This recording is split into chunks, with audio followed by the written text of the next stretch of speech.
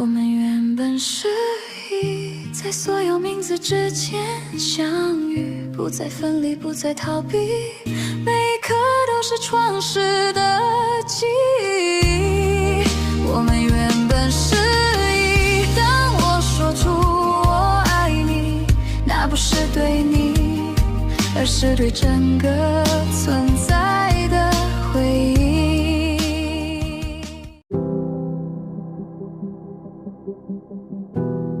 大家好，这里是琥珀神秘学院，我是阿吴。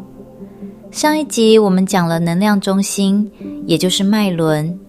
这集我们要来说说从前阵子在灵性圈开始就很流行的显化现象和阿卡西记录吧。因为人类的贪婪，这里面有好多误解与谬论在，这两者都是真实存在的现象，但和大众理解的不太一样。很多人根本还没有一点点的修行基础，就想要去显化某种他想要的东西或情境。阿吴跟你说，那是行不通的。这本身就展现了人类的无知与欲望。显化现象本身是一面镜子，所以在谈显化之前，我想先讲一个现在很常见的现象。你可能会看到很多灵性课程在教如何显化，显化金钱，显化关系，显化成功。但慢慢的会出现一个问题，人开始把显化当成一种新的欲望工具，只是把原本的努力得到换成了用意识得到。但在一的法则中，显化的理解其实完全不同。它不是一种让你得到更多东西的技巧，而是一种让你看见自己状态的机制。因为在这个宇宙中，你所经验的现实本质上是你内在状态的反应。所以当一个人不去理解自己的恐惧、不安与匮乏，选直接想用显化去得到结果，那么他显化出来的往往只是同样的不平衡被放大。在一的法则中，真正会让显化变得稳定而清晰的，不是技巧，而是平衡。平衡能量是什么及怎么去做，我们在上一集的能量中心单元已经说过了。当你的能量中心是混乱的，当你的内在是冲突的，那么你想显化的东西也会带着同样的混乱。所以问题从来不是我能不能显化，而是我是从什么状态在创造。如果你的起点是恐惧，你显化的就会带着恐惧；如果你的起点是匮乏，你显化的就会不稳定。但当一个人开始理解自己，平衡自己，显化这件事反而会变得很自然，因为那已经不是在抓取外在，而是在让内在的状态自然呈现。所以在一的法则中，显化的方向不是向外，而是向内。不是去问我要得到什么，而是去看我现在是什么样的状态。当这个问题被看清楚之后，很多显化其实已经开始发生了，而且不再混乱。常常有人会问，为什么有些人觉得自己可以显化，而有些人怎么努力都没有结果？答案是，因为显化不是技巧，而是状态。你不是在吸引现实，而是在投影现实。你看到的世界其实是你内在的一种显影。所以在一的法则中，显化不是得到你想要的，而是看见你真正是谁。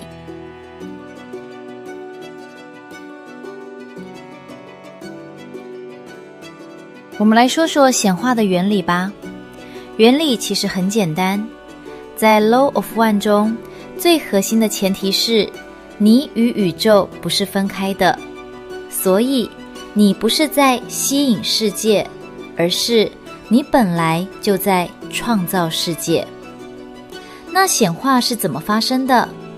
这里可以拆成3层：一、意识、心智，指你相信什么，你怎么看世界；二、能量、振动，指的是你的情绪、你的状态、你的能量流动；三、现实、外在经验，指的是事件、人际、机会。所以流程是这样的：先是内在，接下来是能量的流动，最后影响到外在。那为什么有些人显化不起来？因为表层想法不等于真正的意识状态。例如，一个人表面说我想成功，而内在其实是我不够好。真正发挥显化作用的是深层意识。那么要怎么进入深层意识呢？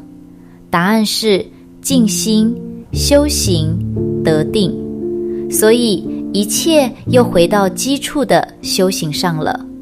这样大家明白为什么市面上的显化课程无法达到你想要的了吧？因为真的如你所愿的显化门槛很高，甚至那些教你显化的老师也都没达到。显化和能量有关，显化其实就是你身上的能量流动是否顺畅。如果你红轮卡住，代表生存不稳；黄轮卡住，代表关系与权力问题；绿轮卡住，代表爱无法流动。所以显化不是技巧问题，而是能量是否通畅的问题。这里还有一个重点，显化其实和极化有关。大家记得阿吴之前说的极化吗？也就是我们在第3密度的功课选择 STS 或 STO。其实当一个人越极化 STO 或 STS， 他的显化能力会变强，因为意识更集中，方向更明确，能量更一致。所以显化能力其实是意识整合度的结果。大部分人的意识是很分散的，所以形成的能量很微弱。一个已经得定或极化的人，意识能量就慢慢收拢，变成像雷射光一样强而有力。我们在之前的集数说过，未来是一可能性漩涡，指的是未来有很多可能性，而显化就是你把某一条可能性变强，这是透过信念、选择与行动。很遗憾，这里要让大家失望了，显化并无法满足你的欲望，而是强调理解自己与平衡自己。因为如果内在不平衡，显化只会放大。混乱在一的法则中，显化不是为了变有钱得到东西，而是让你看见自己是谁。你显化的世界其实是你内在状态的镜子，而当显化变成欲望的延伸，它就不再是觉醒的工具，而只是另一种形式的执着了。最后，我们身处的第3密度的环境震动是浓稠的，这是一个物质世界，显化本来就比较慢，所以不好掌握。等到有一天你离开了这个身体，只剩精神与能量时，那时只要你想什么，画面就会变成什么哦。所以别急，我们来到这里，这个游戏的环境就是被遮蔽的，随心所欲地变出你想要的，并非是这里第3密度主要的课题哦。说完了显化，我们来说说那传说中的阿卡西记录吧。在谈阿卡西记录时，我们也需要很诚实地看见一个现象。现在有越来越多的课程会教人读取阿卡西，甚至修改阿卡西记录。听起来很吸引人，好像只要改变过去的记录，就可以改变现在的人生。但在一的法则的观点中，这里其实存在一个很大的误解。首先，阿卡西记录并不是一个可以随意进出、随意操作的资料库，它更接近的是所有经验在时间、空间中的保留与整合。那里不是用来改写的地方，而是用来理解的层面。如果一个人还没有稳定地面对自己的情绪、恐惧与内在冲突，却急着去读取或改变所谓的记录，那么他所接触到的很可能只是自己的投射、想象或尚未整合的潜意识内容，而不是一个客观、稳定的资讯场。更重要的是，一的法则非常强调自由意志。如果过去真的可以被随意改写，那么学习本身就会失去意义。因为每一个经验，无论愉快或痛苦，都是意识进化的一部分。它们不是错误，也不是需要被删除的东西，它们是需要被理解与整合的。所以问题从来不是我能不能改掉我的阿卡西记录，而是我是否愿意看见我现在正在延续的模式。当一个人开始真正理解自己，那些所谓的过去自然会以另一种方式被转化，不需要改写，而是被看懂。而当你看懂了，你就不再被它所限制。这才是一的法则真正指向的方向。好，那现在我们来说说以一的法则的角度来看看阿卡西记录吧。我们前几集介绍了有关时间线的概念，有两种时间线。第一种是我们现在这个现实，称为空间时间，这是一个幻想与束缚的情况。时间看起来是线性的，会有过去、现在与未来，是我们身处第三密度的状态。另一种时间概念为时间空间，一个非线性的层面在这里。过去、现在、未来不是分开的，经验是同时存在的，在这里。所有经验都被保留，所以可以这样理解，阿卡西记录就是时间空间中的记忆场。那阿卡西里面记录了什么呢？个人一生经验、情绪、选择、想法、集体历史和文明发展，不是只有事件，还有重要的意识的经验。那谁可以去读取呢？当意识变得稳定与平衡时，个体可能会接触到深层记忆、集体资讯、直觉性的理解。阿卡西记录与中阴回顾也有关系。我们之前有说过，当一个人离开肉体后，会经历 life review 生命回顾，这其实就是在记录场中观看自己的人生。那么显化又与阿卡西有什么关系呢？你的信念、你的模式很多来自你过去的经验记录场，所以你现在显化的东西很可能是你过去累积的模式在运作。如果把宇宙想象成一个资料库，那阿卡西记录就是所有资料的储存空间，而我们每个人其实都在这个资料库里不断写入与读取。阿卡西记录不是让你去查答案的地方，而是你所有经验从来没有消失的证明。在一的法则中，没有任何经验会消失，所有你曾经感受、思考与选择的一切都存在于更深的层面，而你现在的自己其实就是这些记录的延续。所以阿吴想说，当阿卡西变成可以被操作的工具，它就从理解自己的途径变成逃避自己的方式。最后我们来说说一的法则的修行方向吧。一的法则的修炼从来就不像一些灵性课程那样有华丽的又好看的练习方式，而是讲求简单深入的内在锻炼。一的法则从来就不讨好人，也不那么吸引人，因为它只陈述事实与朴实又直接的方法。以阿五的经验来说，这往往比追求华丽又好看的修行进步还快哦。一的法则确实有一个很关键的修行方向，称为人格的锻炼 The discipline of the personality。 真正的修行不是学更多方法，而是锻炼自己这个人格，让它能够承载更高的意识。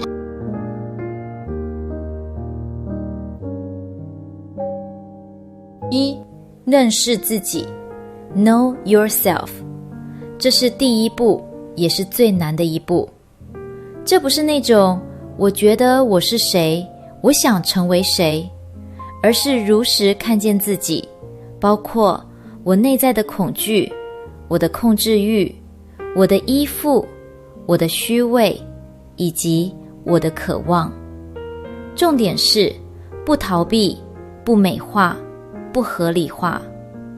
也就是说，你需要对自己非常诚实，阿无。甚至可以说，你需要对自己非常残忍的诚实与深入。你需要像拿着解剖刀，一笔一画深入你的内心。因为当你诚实深入自己，你会发现自己的脆弱、软弱和非常黑暗的一面。这其实是不容易的。对自己残忍的诚实，这是修行起步最重要的态度。